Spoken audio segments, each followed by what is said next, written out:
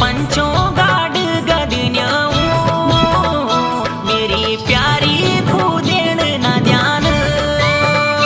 वली घासू पूजा